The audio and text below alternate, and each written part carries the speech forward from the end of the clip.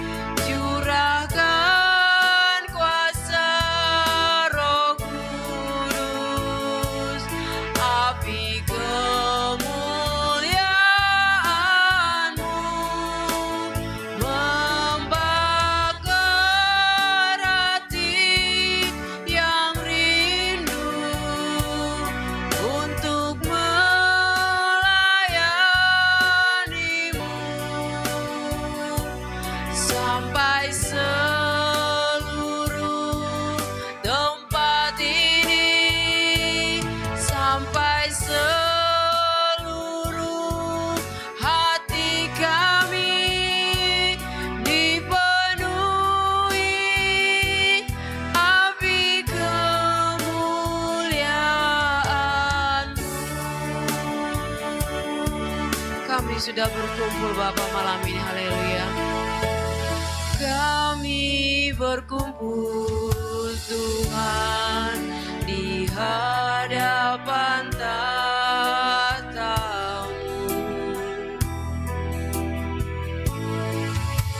sujud menyembah dalam indahnya hadirat.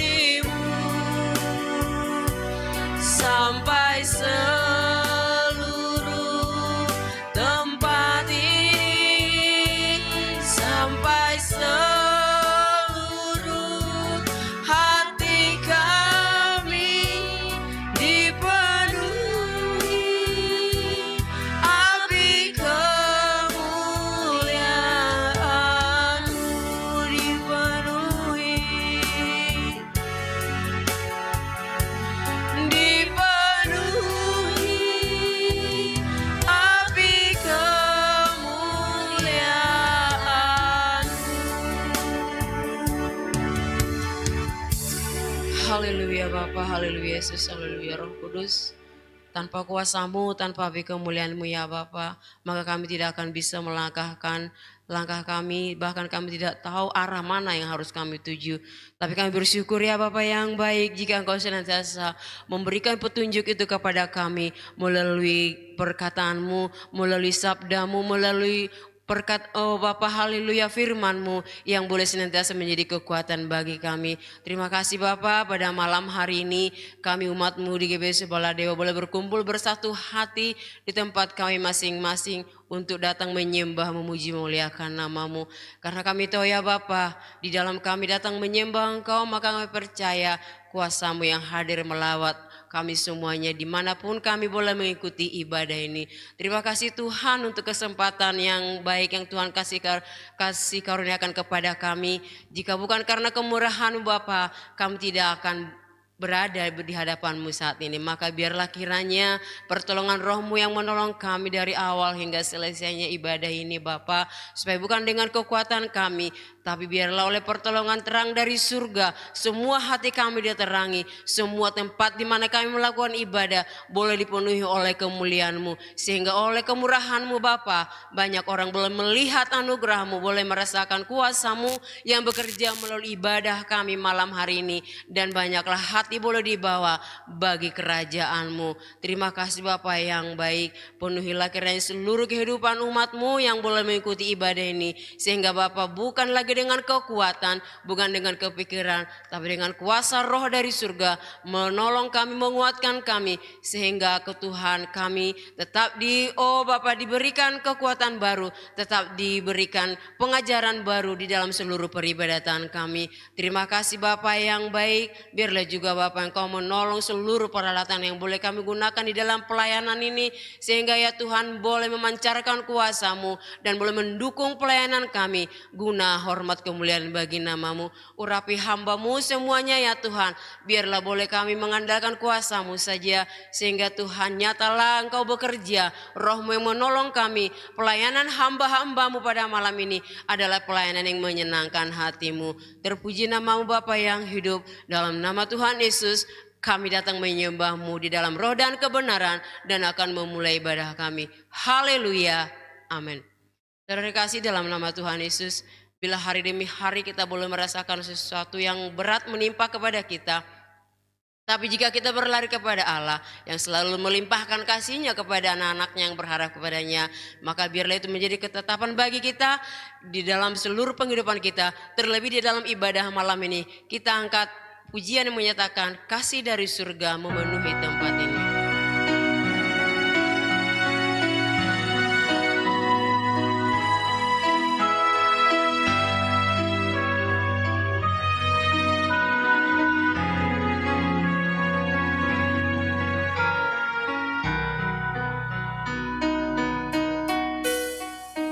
Kasih dari surga memenuhi tempat ini, kasih dari Bapa surgawi,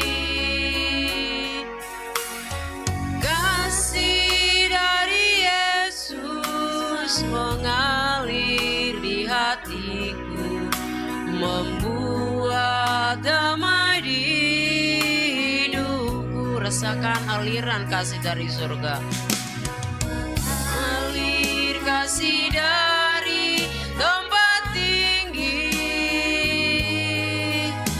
mengalir kasih dari tata Allah Bapa, mengalir, mengalir, mengalir dan mengalir, mengalir memenuhi hidupku.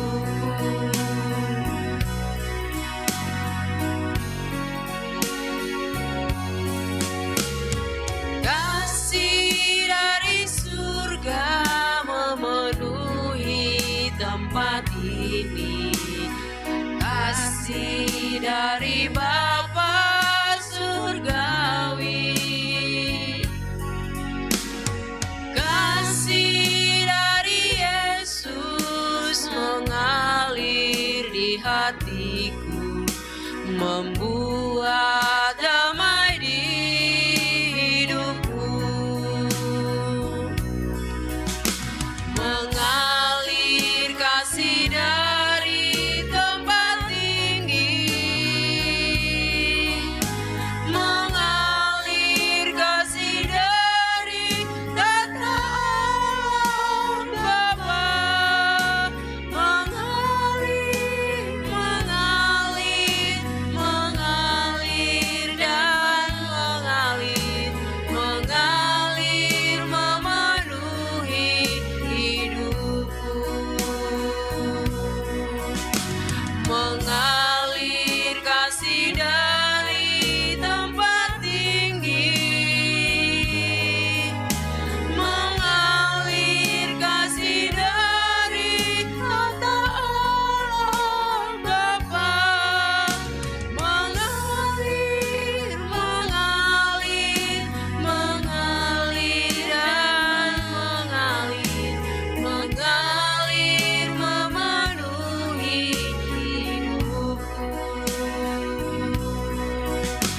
mengalir memenuhi hidupku.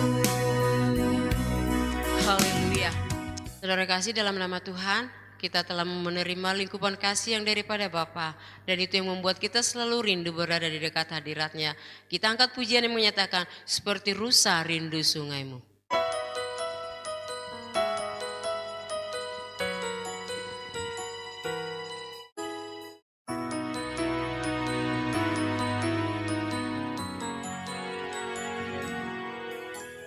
Seperti rusa rindu sungaimu, jiwaku rindu Engkau.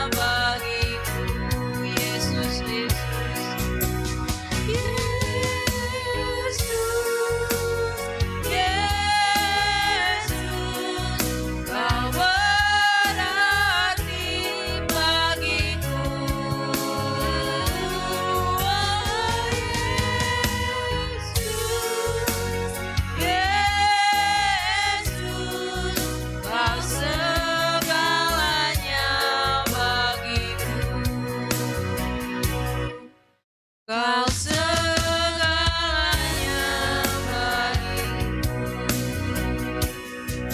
Haleluya. Kita sudah menerima kuasa kasih yang daripada Tuhan. Dan pada saat ini kita akan lebih lagi diberkati dengan perkataan firman-Nya yang sebentar akan disampaikan oleh hamba-Nya. Maka saudara kekasih, biarlah kita boleh merendahkan seluruh hidup kita di hadapan-Nya. Dengan kekuatan daripada roh, seluruh panca indera kita arahkan untuk kebenaran firman Tuhan. Dan biarlah roh yang berkarya sehingga hamba-Nya menerima pengurapan dan juga kita sekalian yang mendengarnya.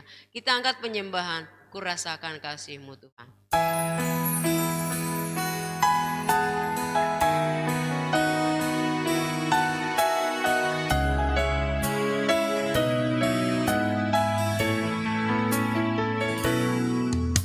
Kurasakan kasih-Mu Tuhan,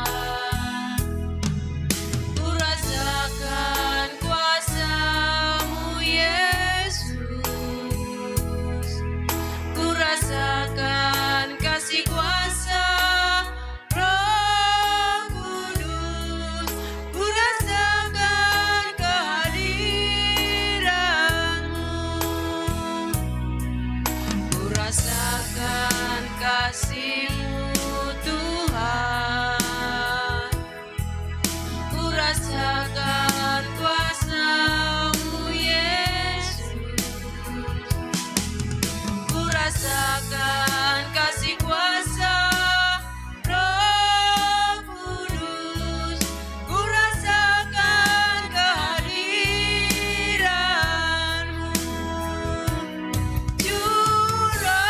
Curahkanlah kuasa-Mu Tuhan, mujizat terjadi di tempat ini. Curahkanlah kuasa-Mu Tuhan, mujizat terjadi sekarang ini.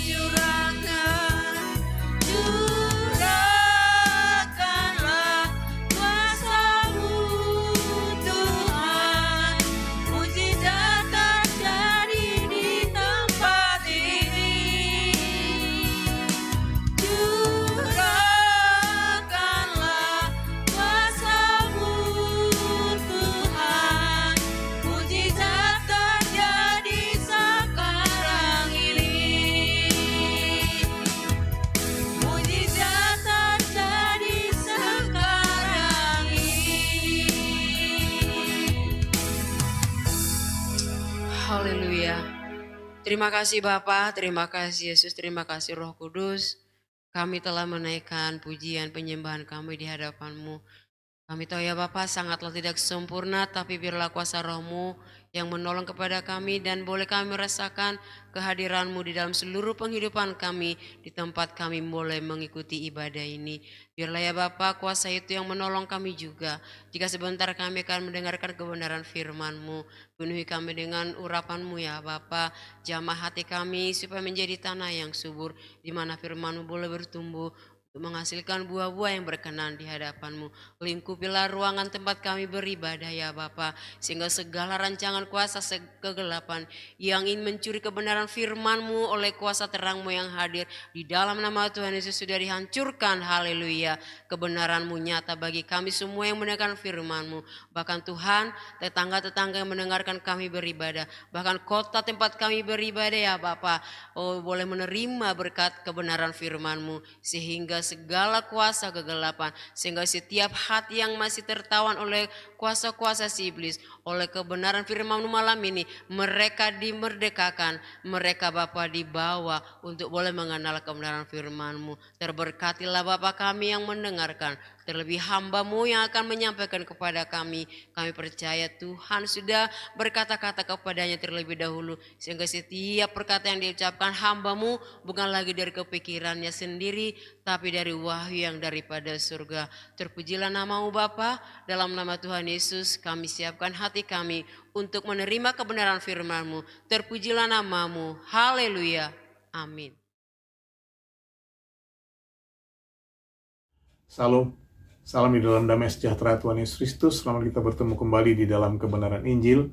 Ajaran Injil sepenuh dari Tuhan Yesus Kristus di dalam ibadah tengah minggu kita di hari ini, Rabu keempat bulan Agustus, yang disebut juga sebagai bulan kemerdekaan. Seperti yang telah kita saksikan di seluruh penjuru Indonesia, saudara-saudaraku, bahwa setiap rumah, setiap lembaga harus mengibarkan bendera setiap hari, bukan hanya satu hari, bukan hanya satu minggu, melainkan di sepanjang bulan Agustus. Itu sebabnya Agustus disebut sebagai bulan kemerdekaan, yang menginspirasi firman tengah minggu kita pada malam hari ini. Suasana unik di mana disebut sebagai bulan kemerdekaan karena harus mengibarkan bendera sebulan penuh. Terbukti, saudara-saudaraku, meskipun kita telah selesai melakukan upacara kemerdekaan, demikian juga merayakan hari kemerdekaan dengan berbagai perlombaan, namun tetap saja hari ini bendera merah putih tetap harus dikibarkan sampai bulan Agustus berakhir. Apa maksud pemerintah di dalam menetapkan tradisi ini, saudara-saudaraku?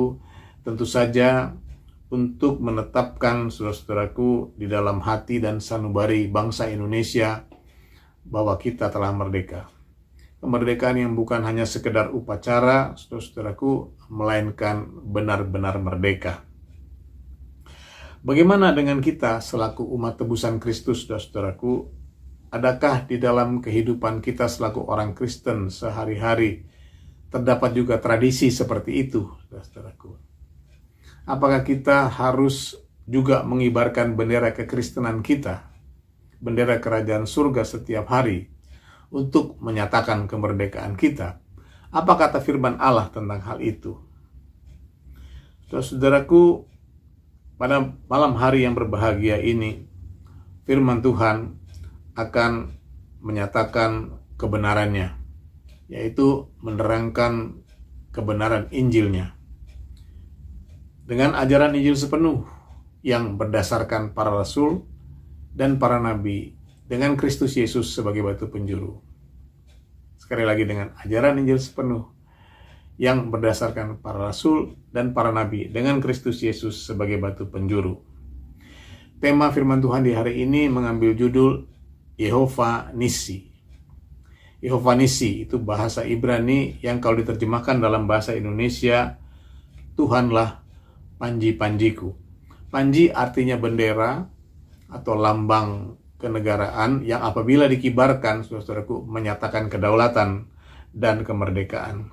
Itulah tema Yehovah Nissi yang akan kita bahas pada malam hari ini, saudara-saudaraku, mulai dari asal-usul sejarahnya sampai kepada maknanya dalam kehidupan kita, yaitu apa makna Yehovah Nissi dalam kehidupan umat Kristen di zaman ini, saudara. Untuk itu, mari kita mulai membuka Alkitab kita.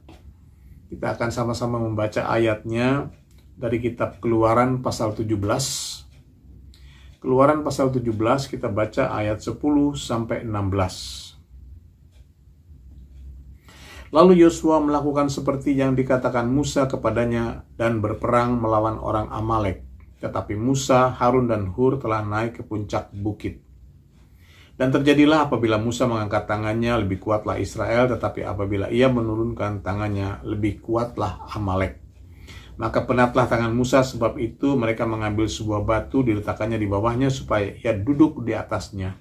Harun dan Hur menopang kedua belah tangannya, seorang di sisi yang satu, seorang di sisi yang lain, sehingga tangannya tidak bergerak sampai matahari terbenam. Demikianlah Yosua mengalahkan Amalek dan rakyatnya dengan mata pedang. Kemudian berfirmanlah Tuhan kepada Musa, tuliskanlah semuanya ini dalam sebuah kitab sebagai tanda peringatan, dan ingatkanlah ke telinga Yosua bahwa aku akan menghapuskan sama sekali ingatan kepada Amalek dari kolong langit. Lalu Musa mendirikan sebuah mezbah dan menamainya, Tuhanlah panji-panjiku. Ia berkata, tangan di atas panji-panji Tuhan, Tuhan berperang melawan Amalek turun-temurun. Amin, saudaraku. Saudaraku, kita mulai dari sejarah asal-usul nama Yehovah Nissi. Tadi dikatakan, saudaraku, bahwa ajaran Injil sepenuh adalah ajaran yang berdasar para rasul dan para nabi dengan Kristus Yesus sebagai batu penjurunya. Itu tertulis dalam kitab Efesus yang menjadi landasan gereja Betel Injil Sepenuh. Di sana tertulis dasar para rasul dan dasar para nabi. Jadi dasar para rasul itu dinyatakan terlebih dahulu, barulah dasar para nabi dengan Kristus Yesus sebagai batu penjuru. Apa maksud dari pernyataan ini, saudara-saudaraku? Itulah firman dan perintah Tuhan Yesus. Carilah dahulu kerajaan Allah dan kebenarannya, maka semuanya itu akan ditambahkan kepadamu. Artinya kalau kita mendahulukan kerajaan Allah dan kebenarannya, maka Tuhan Yesus akan menambahkan semua kebutuhan hidup kita. Mulai dari kesehatan, umur panjang, kesejahteraan, kemenangan, sampai kepada kemerdekaan yang sejati atau benar-benar merdeka. Maka saudara-saudaraku, kalau kita mau menemukan kerajaan Allah dan kebenarannya, di mana kita harus mencarinya? Kita harus mencarinya dalam kitab Perjanjian Baru. Mengapa demikian, saudara-saudaraku? Karena kita tahu bahwa dalam kehidupan Perjanjian Lama, kita mengenal paling tidak ada dua golongan ahli Taurat. Ahli Taurat, yaitu orang Farisi dan orang Saduki. Orang Farisi itu percaya kepada kerajaan Allah, sedangkan orang Saduki tidak. Orang Farisi itu percaya kepada kebangkitan orang mati, orang Saduki itu tidak. Itu tandanya kita tidak mungkin menemukan kerajaan Allah dan kebenarannya dalam Perjanjian Lama. Tapi kita pasti akan menemukannya di dalam kitab Perjanjian Baru, yaitu dasar atau ajaran para rasul, karena seluruh kitab Perjanjian Baru itu ditulis oleh para rasul. Matius, Markus, Lukas, Yohanes, Kisah Rasul, Roma, Korintus, Filipi, Kolose, Galatia, Efesus, Filipi, Kolose, 1-2 Tesalonika, 1-2 Timotius, Titus, Filemon, Ibrani, Yakobus, 1-2 Petrus, 1-2-3 Yohanes, kitab Yudas dan kitab Wahyu, itu semua ditulis oleh para rasul. Bukan Yesus Kristus yang menuliskan itu, tetapi para rasul. Itu sebabnya kitab Perjanjian Baru disebut sebagai dasar atau ajaran para rasul. Namun saudara-saudaraku, pada malam hari ini, karena kita mulai dari sejarah, maka mau tidak mau kita mulai dengan membuka atau membaca kitab Perjanjian Lama, yaitu ajaran yang ditulis oleh Nabi Musa. Karena kepada Nabi Musa lah Allah berkenan menyatakan sejarah umat manusia dari mulai penciptaan seperti yang ditulis di dalam kitab Kejadian. Demikianlah dengan sejarah nama Yehova Nisi. Ayat-ayat yang kita baca tadi adalah merupakan sejarah viralnya, bukan hanya sekedar muncul, tetapi juga viralnya nama Yehova Nisi seperti tertulis tadi di dalam ayat 15 dan 16. Saya bacakan kembali. Lalu Musa mendirikan sebuah mesbah dan menamainya Tuhanlah panji-panjiku. Ia berkata, tangan di atas panji-panji Tuhan, Tuhan berperang melawan Amalek turun-temurun. Amin. Perhatikanlah di sini, saudara-saudaraku, bahwa kata Tuhan ditulis dalam huruf besar semuanya. T besar, U besar, H besar, A besar, N besar. Itulah tulisan dalam bahasa Indonesia untuk kata dalam bahasa Ibrani Yehova atau Yahweh. Jadi jelas ketika Nabi Musa memberi nama mesbah itu Yehova Nisi, memberi nama mesbah itu Tuhanlah panji-panjiku, itu adalah terjemahan dari bahasa Ibrani Yehova Nisi. Itu adalah terjemahan. Maka selanjutnya, apa makna dari mesbah yang diberi nama Yehova Nisi itu? Saudaraku, kalau kita simak riwayat yang tertulis dalam kitab Keluaran tadi, maka mesbah Yehova Nisi itu didirikan setelah bangsa Israel memenangkan pertempuran melawan bangsa Amalek. Namun kalau kita simak dengan seksama riwayat itu, ternyata kemenangan itu bukanlah kemenangan yang mudah. Sebab bangsa Israel harus berperang 1 hari penuh lamanya sampai matahari terbenam. Nabi Musa, Harun, dan Hur telah naik ke atas bukit untuk mengawasi jalannya peperangan itu. Dan terjadilah, apabila Musa mengangkat tangannya, semakin kuatlah Israel, sedangkan apabila Musa menurunkan tangannya, semakin kuatlah Amalek. Maka mau tidak mau, Musa harus mengangkat kedua tangannya agar bangsa Israel memenangkan pertempuran itu.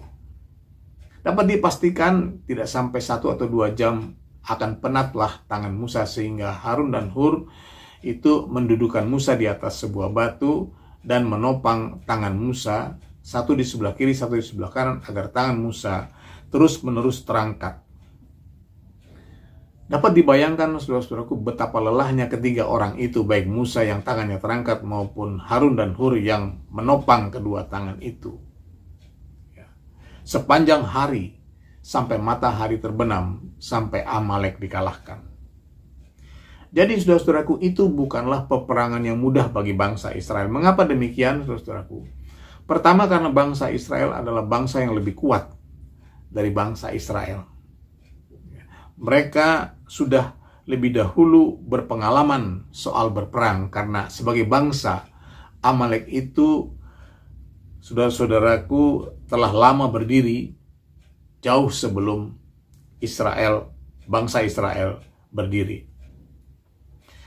Maka saudara-saudaraku, sementara itu Israel, saudaraku, adalah bangsa yang baru saja dimerdekakan Allah keluar dari perbudakan Mesir yang mereka derita selama 400 tahun. Saudara-saudaraku, mereka belum lama, saudara-saudaraku, menyeberangi Laut Merah atau Laut Teberau itu. Maka inilah perenungan kita di bulan kemerdekaan ini. Faktanya, saudara-saudaraku, atau secara de facto, bangsa Israel telah merdeka. Namun di dalam perjalanan menuju tanah perjanjian atau tanah air yang dijanjikan Allah itu, masih banyak ancaman musuh. Masih banyak ancaman di sana-sini. Saudara-saudaraku, berbagai ancaman masih terjadi. Apa makna daripada Israel yang belum sungguh-sungguh atau belum benar-benar merdeka ini? Ini berbicara tentang aspek hukum atau aspek legalitas. Karena kemerdekaan yang sejati itu hanya ditentukan oleh hukum Allah, oleh ketetapan Allah, oleh firman Allah. Seperti lagu yang biasa kita nyanyikan, Ku Yakin. Ku yakin saat kau berfirman, ku menang saat kau bertindak. Hidupku hanya ditentukan oleh perkataanmu. Amin, saudaraku. Saudaraku yang berbahagia di dalam Injil sepenuh. Ini menyatakan, saudaraku, bahwa di dalam perjalanan atau perjuangan hidup kita sebagai umat Kristen, kita boleh yakin. Optimis, silakan optimis, tetapi jangan sampai kita salah keyakinan atau jangan sampai kita salah optimisme. Karena kemerdekaan yang sejati itu hanya ditentukan oleh firman Allah. Maka jika ini dikaitkan dengan Yehova Nisi, mengapa peperangan bangsa Israel dan dengan bangsa Amalek itu adalah peperangan yang begitu berat? Mari kita baca ayat berikutnya, saudaraku. Kita buka kitab Yesaya pasal 49. Yesaya 49 ayat 22 sampai 23. Beginilah firman Tuhan Allah. Lihat, aku akan mengangkat tanganku sebagai tanda untuk bangsa-bangsa dan memasang panji-panjiku untuk suku-suku bangsa. Maka mereka akan menggendong anak-anakmu laki-laki dan anak-anakmu perempuan akan didukung di atas bahunya. Maka raja-raja akan menjadi pengasuhmu dan permaisuri-permaisuri mereka menjadi inangmu. Mereka akan sujud kepadamu dengan mukanya sampai ke tanah dan akan menjilat debu kakimu. Maka engkau akan mengetahui bahwa akulah Tuhan dan bahwa orang-orang yang menanti-nantikan aku tidak akan mendapat malu. Amin. Saudara-saudara yang berbahagia di dalam Injil sepenuh, ketika bangsa Israel menang berperang melawan Amalek, nama Yehova Nisi itu belumlah menjadi ketetapan Allah. Firman Allah yang datang pada waktu itu hanyalah sebatas bangsa Amalek yang akan dihapuskan dari kolong langit. Namun apa yang terjadi ketika nama Yehova Nisi itu atau panji keselamatan itu dijadikan ajaran, dijadikan ketetapan yang dari Allah, saudara-saudaraku? Di sana dikatakan bahwa umat Israel bukan hanya akan menaklukkan Amalek, tetapi akan dapat menaklukkan semua bangsa di dunia ini. Seperti ayat-ayat yang kita baca tadi, saudaraku. Saya bacakan sekali lagi, saudara. Beginilah firman Tuhan Allah, lihat, aku akan mengangkat tanganku sebagai tanda untuk bangsa-bangsa dan memasang panji-panjiku untuk suku-suku bangsa. Maka mereka akan menggendong anak-anakmu laki-laki dan anak-anakmu perempuan akan didukung di atas bahunya. Maka raja-raja akan menjadi pengasuhmu dan permaisuri-permaisuri mereka menjadi inangmu. Mereka akan sujud kepadamu dengan mukanya sampai ke tanah dan akan menjilat debu kakimu. Maka engkau akan mengetahui bahwa akulah Tuhan dan bahwa orang-orang yang menanti-nantikan aku tidak akan mendapat malu. Amin. Apa maknanya, saudara-saudaraku, janji Allah ini bagi kehidupan kita sekarang ini? Apa makna dari ketetapan Yehova Nisi atau kemerdekaan yang sejati yang dinubuatkan Nabi Yesaya ini bagi kehidupan kita? Kalau kita sudah mempelajari aspek hukumnya, dan kalau kita mau mentaatinya, kita mau melakukannya, maka saudara-saudaraku akan seperti apa faktanya dalam kehidupan kita selaku umat Kristen di zaman ini? Untuk dapat menjawabnya, saudara-saudaraku, kita harus terlebih dahulu dapat menangkap pesan moral atau pesan Roh Kudus di dalam nubuatan Nabi Yesaya ini, saudara-saudaraku. Untuk itu, mari kita baca ayat-ayat nubuatan Nabi Yesaya ini, ayat-ayatnya yang lain, yaitu kita akan baca Yesaya 49 ayat 1-7. Demikianlah firman Allah. Dengarkanlah aku, hai pulau-pulau, perhatikanlah, hai bangsa-bangsa yang jauh. Tuhan telah memanggil aku sejak dari kandungan, telah menyebut namaku sejak dari perut ibuku. Ia telah membuat mulutku sebagai pedang yang tajam, dan membuat aku berlindung dalam naungan tangannya. Ia telah membuat aku menjadi anak panah yang runcing, dan menyembunyikan aku dalam tabung panahnya. Ia berfirman kepadaku, engkau adalah hambaku Israel, dan olehmu aku akan menyatakan keagunganku. Tapi aku berkata, aku telah bersusah dengan percuma, dan telah menghabiskan kekuatanku dengan sia-sia dan tak berguna, namun hakku terjamin pada Tuhan, dan upahku pada Allahku. Maka sekarang firman Tuhan yang membentuk aku dari sejak kandungan untuk menjadi hambanya, untuk mengembalikan Yakub kepadanya, dan supaya Israel dikumpulkan kepadanya, maka aku dipermuliakan di mata Tuhan, dan Allahku menjadi kekuatanku. Firman-Nya, terlalu sedikit bagimu hanya untuk menjadi hambaku, untuk menegakkan suku-suku Yakub dan untuk mengembalikan orang-orang Israel yang masih terpelihara. Tetapi aku akan membuat engkau menjadi terang bagi bangsa-bangsa, supaya keselamatan yang daripadaku sampai ke ujung bumi. Beginilah firman Tuhan penebus Israel, Allahnya yang maha kudus, kepada dia yang dihinakan orang, kepada dia yang dijijikkan bangsa-bangsa, kepada hamba penguasa-penguasa. Raja-raja akan melihat perbuatanku lalu bangkit memberi hormat, dan pembesar-pembesar akan sujud menyembah oleh karena Tuhan yang setia, oleh karena yang maha kudus Allah Israel yang memilih engkau. Amin. Inilah pendahuluan dari nubuatan kitab Yesaya pasal ke-49. Merupakan pendahuluan atau bagian pertama dari nubuatan itu, saudara-saudaraku. Perlu dijelaskan bahwa nubuatan Nabi Yesaya pasal 49 itu terdiri dari dua bagian, yaitu perjanjian Allah dan solusi atau kuncinya. Perjanjian Allah itu adalah tentang pemulihan Sion atau kemerdekaan yang sejati, benar-benar merdeka atau sungguh-sungguh merdeka, yang dilambangkan sebagai Yehova Nisi atau panji keselamatan. Saudara-saudaraku, perjanjian Allah itu tertulis dalam bagian kedua atau perikop yang kedua, yaitu Yesaya 49 ayat 8-26. Sedangkan solusinya atau kuncinya justru tertulis di dalam bagian pertama atau perikop pertama dari Yesaya 49 dari ayat 1 sampai ayat 7, yaitu tentang Yesus, hamba yang menyatakan keagungan Tuhan. Ya. Itulah yang menjadi solusi atau jawaban dari kemerdekaan yang sejati. Dialah firman Allah yang hidup, yang menentukan kemerdekaan yang sejati. Dialah Yesus, hamba yang menyatakan keagungan Tuhan. Dialah Yesus, terang dunia, seperti tadi tertulis di dalam ayatnya yang ke-6. Saya bacakan kembali. Terlalu sedikit bagimu hanya untuk menjadi hambaku, untuk menegakkan suku-suku Yakub dan untuk mengembalikan orang-orang Israel yang masih terpelihara. Tetapi aku akan membuat engkau menjadi terang bagi bangsa-bangsa, supaya keselamatan yang daripadaku sampai ke ujung bumi. Amin.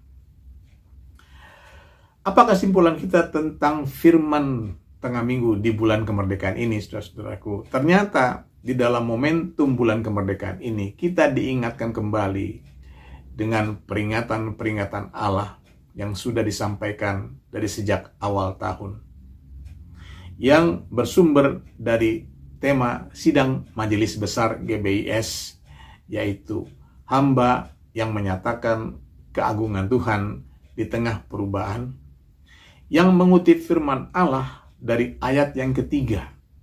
Ayat yang ketiga, ia berfirman kepadaku, engkau adalah hambaku Israel, dan olehmu aku akan menyatakan keagunganku. Amin.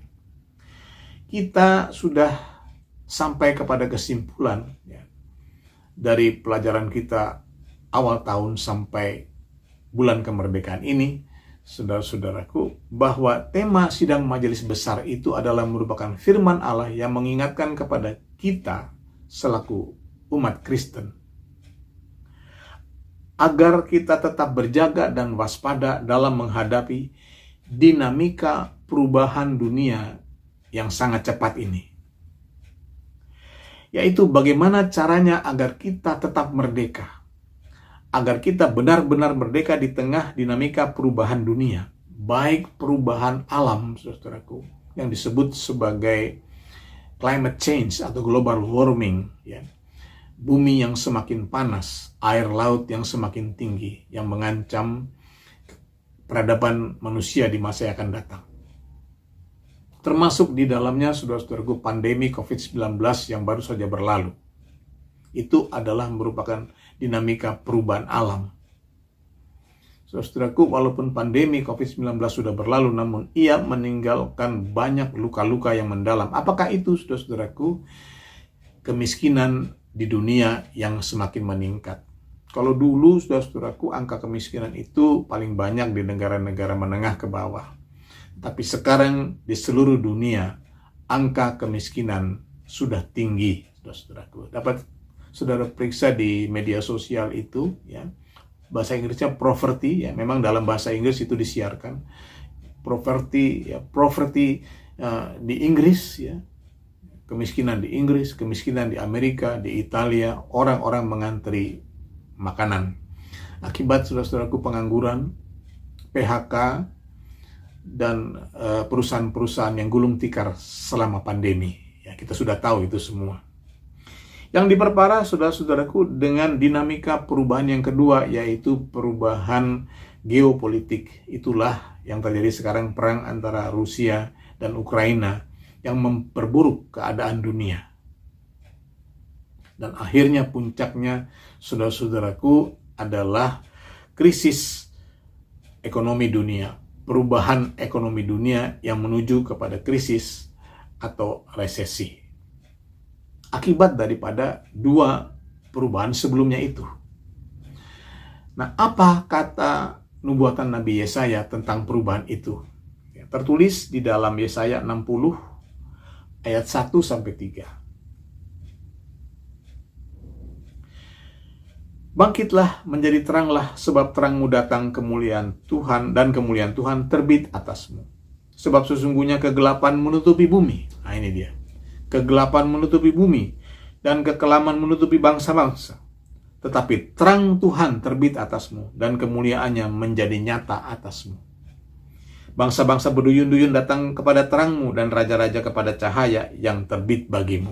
Amin. Ini sejalan dengan nubuatan Yesaya tentang Yehova Nisi atau kemerdekaan yang sejati tadi, ya, tentang bangsa-bangsa yang ditaklukkan. Saudara-saudaraku yang berbahagia, solusi daripada perubahan ini adalah firman Allah. Firman Allah yang tidak lain dari Tuhan Yesus Kristus sendiri. Dunia ini akan diliputi oleh kegelapan dan kekelaman. Itulah krisis atau resesi yang dilambangkan sebagai kuda hitam di dalam kitab Wahyu. Firman Allah menghendaki agar kita mengikuti teladan Yesus Kristus, hamba yang menyatakan keagungan Tuhan. Telah kita ketahui bersama, saudara-saudaraku, Allah menghendaki agar kita memiliki hati sebagai hamba. Itulah solusi, itulah kunci kemenangan di tengah-tengah perubahan dunia. Kita baca ayat yang terakhir, saudara-saudaraku. Filipi 2 ayat 5-7. Hendaklah kamu dalam hidupmu bersama menaruh pikiran dan perasaan yang terdapat juga dalam Kristus Yesus, yang walaupun dalam rupa Allah tidak menganggap kesetaraan dengan Allah itu sebagai milik yang harus dipertahankan, melainkan telah mengosongkan dirinya sendiri dan mengambil rupa seorang hamba dan menjadi sama dengan manusia. Amin. Ajaran Injil yang terkenal dalam kitab Filipi 2 mengatakan bahwa memiliki hati sebagai hamba itu sama dengan memiliki pikiran dan perasaan Kristus.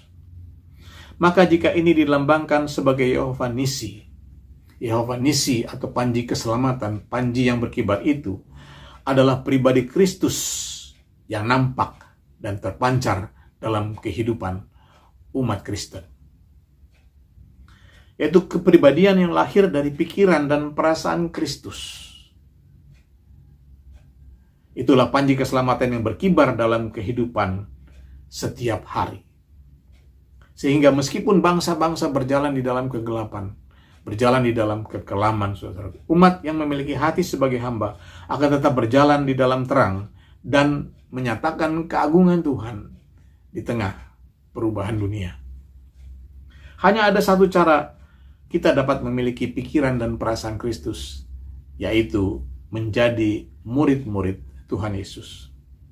Bertekun menjadi murid-muridnya, itulah yang harus kita lakukan untuk meneguhkan kemerdekaan kita sampai Maranatha. Terpujilah nama Tuhan Yesus Kristus. Biarlah Roh Kudus yang lebih lanjut mengajarkan kepada kita sekalian. Tuhan Yesus memberkati. Mari saudara-saudaraku, kita akan masuk di dalam doa syafaat kita. Namun terlebih dahulu kita akan mengangkat satu pujian, saudara-saudaraku. Aku mengasihi Engkau Yesus.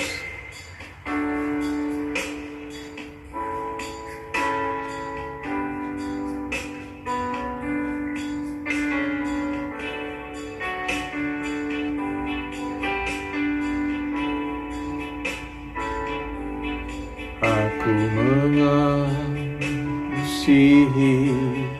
Engkau Yesus dengan segenap hatiku. Aku mengasihi Engkau Yesus dengan segenap jiwaku. Ku renungkan firman-Mu siang dan malam, ku pegang perintah-Mu dan ku lakukan.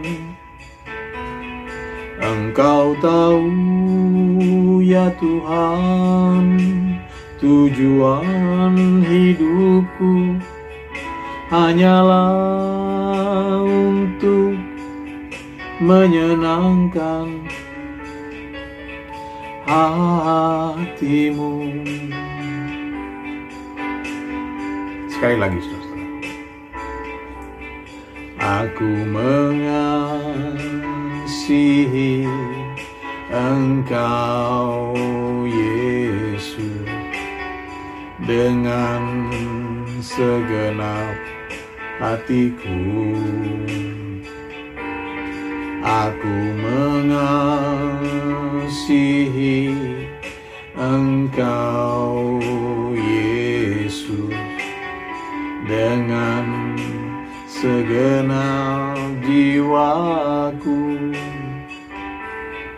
Ku renungkan firman-Mu siang dan malam, ku pegang perintah-Mu dan ku lakukan. Engkau tahu ya Tuhan, tujuan hidupku hanyalah untuk menyenangkan hati-Mu. Renungkan firman-Mu siang dan malam, ku pegang perintah-Mu dan ku lakukan.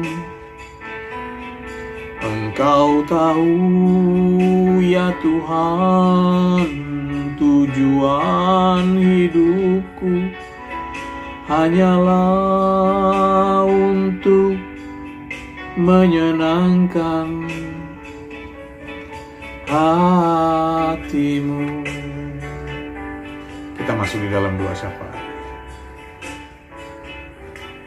Bapa di dalam surga, Tuhan Yesus Kristus, segala puji hormat hanya bagi-Mu, Allah yang setia, yang tidak pernah meninggalkan kasih-Nya kepada umat yang beribadah kepadanya. Terima kasih Bapa atas pimpinan-Mu dalam ibadah kami dari awal, pertengahan, sampai akhirnya. Terima kasih Bapa untuk lawatan-Mu, yaitu lewat firman-Mu, kebenaran Injil-Mu yang mengingatkan kami kembali Bapa di dalam surga, agar kami tetap waspada dan berjaga-jaga akan Tuhan dinamika perubahan yang cepat yang terjadi di dalam dunia ini. Bapa di dalam surga, Tuhan Yesus Kristus adalah solusi. Itulah firman Allah yang hidup. Biarlah Bapa di dalam surga, kami boleh senantiasa tunduk dan taat kepada firman Tuhan Yesus Kristus, sehingga kami boleh Tuhan memancarkan keteladanan daripada Yesus Kristus di dalam kehidupan kami sebagai panji keselamatan yang menyatakan dan menetapkan kedaulatan dan kemerdekaan kami. Tetap merdeka meskipun dunia dilanda kegelapan, berjalan di dalam kekelaman. Namun kami akan tetap memancarkan kemuliaan-Mu, keagungan-Mu, Bapa, di dalam kehidupan kami. Terima kasih Tuhan Yesus, hamba-Mu sudah selesai berbicara, namun biarlah kiranya Roh-Mu yang kudus yang memeteraikan firman-Mu ini, sehingga kami tetap terjaga, tetap waspada Bapa di dalam surga, di dalam kebenaran Injil-Mu. Terima kasih Tuhan Yesus Kristus. Hamba doakan bagi setiap peserta daripada ibadah tengah minggu ini, baik secara siaran langsung maupun siaran tayang ulang. Mari Bapa, Engkau hadir di tengah-tengah rumah setiap ya Bapa umat-Mu yang mengikuti ibadah ini. Kau menjamah seisi rumah kami Bapa di dalam surga. Kau mempersatukan kami di dalam nama-Mu, di dalam kasih-Mu dan kebenaran Injil-Mu.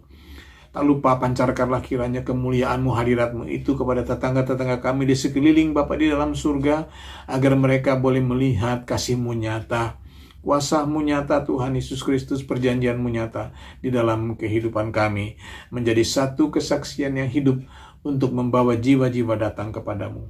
Terima kasih Tuhan Yesus Kristus.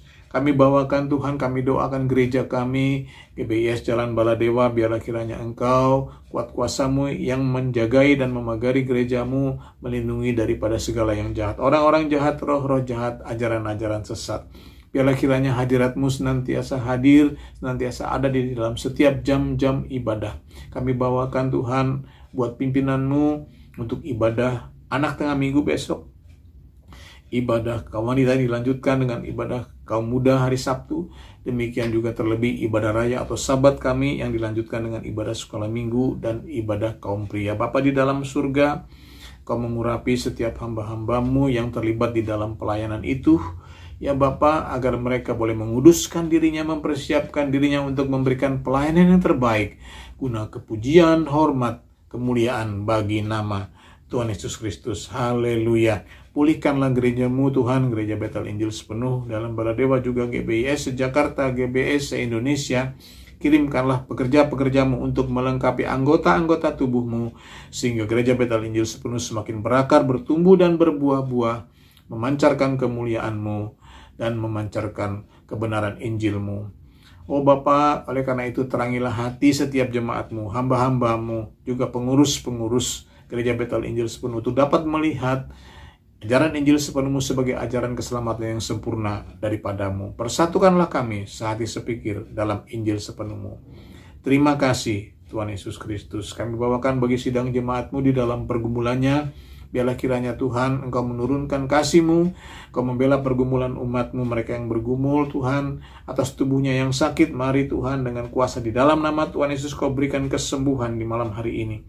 Demikian juga Bapa di dalam surga, mereka yang bergumul untuk rumah tangganya, keluarganya, untuk pekerjaannya Tuhan, untuk masa depannya, terutama kaum muda kami yang bergumul untuk perjodohannya, untuk pekerjaannya. Kiranya turun belas kasihan-Mu kepada mereka semua, sehingga mereka dipuaskan Tuhan oleh kebenaran-Mu. Terima kasih Tuhan Yesus Kristus. Secara khusus kami berdoa buat Ibu Gembala kami di dalam usianya yang sudah tua.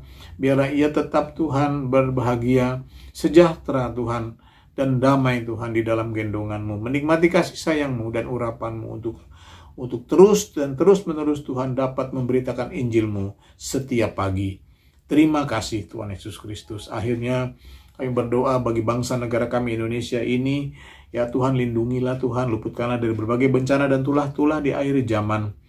Ampuni dosa kesalahan bangsa kami, biar bangsa kami mendapat kasih karunia di mata-Mu. Selamatkanlah bangsa kami oleh kebenaran Injil-Mu. Kirimkanlah pekerja-pekerja-Mu untuk melengkapi jumlah penginjil-penginjil yang ada di Indonesia. Tuhan Yesus Kristus, utuslah ke seluruh penjuru pelosok wilayah Indonesia agar bertambah-tambahlah jumlah dan bilangan saudara-saudara kami sebangsa dan setanah air yang bertobat, menerima Yesus Kristus sebagai Tuhan dan Juru Selamat. Jumlahnya lebih banyak dari saat kemarin kami berdoa kepada-Mu. Pimpin para petobat baru, pimpin para murtadin dengan kebenaran Injil-Mu, biar berita Injil sepenuhnya sampai kepada mereka dan meluas di seluruh Indonesia. Lawatlah pemerintahan kami dari yang tertinggi sampai yang terendah, dari pusat sampai daerah. Jamahlah mereka Tuhan, terangi hati dan pikiran mereka dengan kasih dan kebenaran-Mu, agar roh takut akan Engkau senantiasa ada dalam diri mereka. Kami bawakan tahun politik ini Bapa di dalam surga, biarlah kuat kuasa-Mu yang menjaga perdamaian Tuhan, ketentraman Tuhan, ketenangan di tengah-tengah bangsa negara Indonesia ini. Terima kasih Tuhan Yesus Kristus. Kami bawakan juga buat umat pilihan-Mu bangsa Israel, kuat kuasa mulai membagari negara ini di tengah-tengah krisis dunia. Kirimkanlah pekerja-pekerja-Mu untuk melengkapi jumlah penginjil-penginjil yang ada di Israel, terutama dari ke-12 suku umat kesayangan-Mu itu. Utuslah ke seluruh penjuru pelosok wilayah Israel, agar masyhur nama-Mu Tuhan Yesus Kristus dihormati, disegani, ditinggikan, diagungkan di seluruh Israel. Mohon berkat-Mu bagi kota Yerusalem, agar Yerusalem penuh dengan damai sejahtera-Mu, terutama lewat lawatan Roh-Mu yang kudus. Memberkati para peziarah-peziarah yang datang dari seluruh dunia, juga penduduk-penduduk yang ada di sana, agar mereka tidak hanya menjadi pemandu wisata, tetapi juga Bapa menjadi saksi-saksi kebenaran Injil-Mu. Terima kasih Tuhan Yesus Kristus. Akhirnya kami serahkan Tuhan kehidupan kami sepanjang malam hari ini, dalam istirahat malam ini ke dalam tangan-Mu saja. Biarlah sementara tubuh kami terlelap, roh kami berjaga-jaga Roh-Mu yang kudus, sehingga besok kami boleh dibangkitkan menjadi umat pemenang. Terpujilah nama-Mu dari sekarang sampai selama-lamanya. Inilah ibadah kami, doa dan permohonan kami yang kami peraskan hanya di dalam nama-Mu. Di dalam nama Tuhan Yesus Kristus, Juru Selamat kami yang hidup sampai selama-lamanya. Dan di dalam nama-Mu Tuhan Yesus, kami akan menutup ibadah ini dengan doa yang Kau ajarkan. Bapa kami yang di surga, dikuduskanlah nama-Mu. Datanglah kerajaan-Mu, jadilah kehendak-Mu di bumi seperti di surga. Berikanlah kami pada hari ini makanan kami yang secukupnya. Dan ampunilah kami akan kesalahan kami seperti kami juga mengampuni orang yang bersalah kepada kami. Dan janganlah bawa kami ke dalam pencobaan, tetapi lepaskanlah kami daripada yang jahat. Karena Engkau lah yang punya kerajaan dan kuasa dan kemuliaan sampai selama-lamanya. Haleluya. Amin. Shalom.